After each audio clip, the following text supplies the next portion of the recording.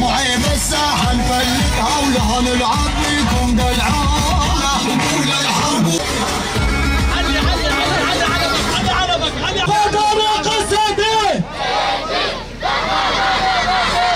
يا محتل مالك منا هذا كلامك ورعى عنا يا محتل مالك منا هذا كلامك ورعى عنا بيجي مرفوض أمر وجوبه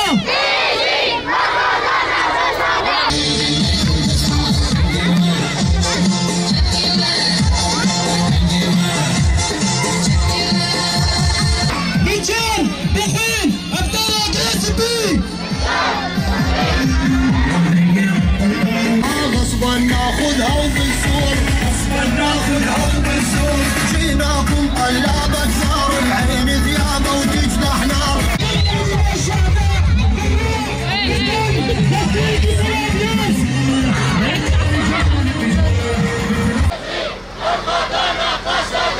بالروح بالدم نفديك قصده بالروح بالدم نفديك قريله هذا كلامك يرعى عنا كلابيض حرة حرة محتل يطلع برا بالروح بالدم نفديك قصده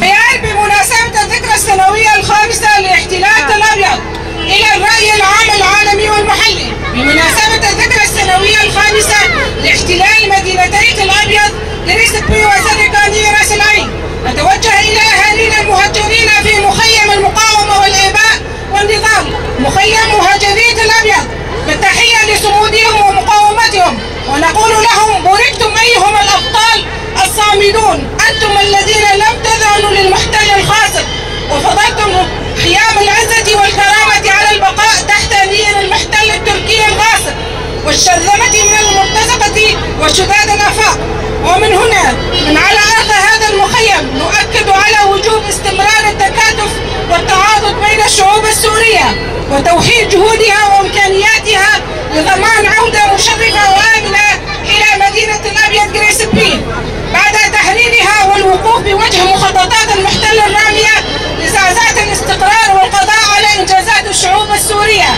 التي بذلت أرواح آلاف الشهداء للوصول إلى العيش بكرامة ومناهضة الأنظمة الفاشية المتسلطة.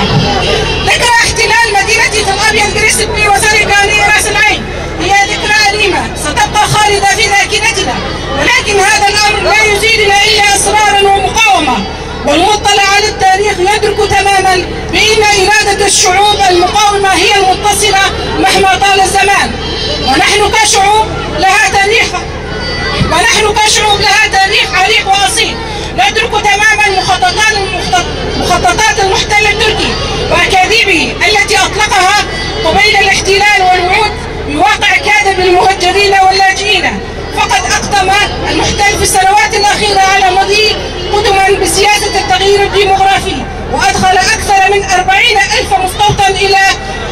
جريسبي تل أبيض وحدها ويدأب على تدريب المناطق المحتلة ومن ضمنها مدينتنا تل أبيض جريسبي وراس العين سرقاني وقبلها عفرين والباب وجرابلس وعزاز وكل المناطق التي احتلها وتبين للعالم غاياته الخبيثة لتغيير ديمغرافي المنطقة وتدريكها لتوسيع إمبراطوريته المبنية على جماجم ودماء الشعوب السورية والشعوب الأخرى والتي بدأت تطالعها آلة الحرب التركية الإجرامية.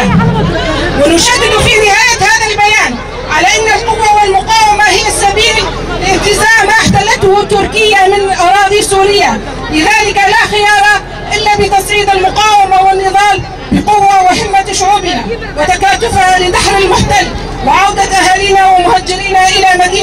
مدينتهم الغالية الأبيض وكل المدن المحتلة. عاشت مقاومة شعوبنا يسقط المحتل التركي. مخيم مهاجري تل أبيض 9 تشرين الأول 2024.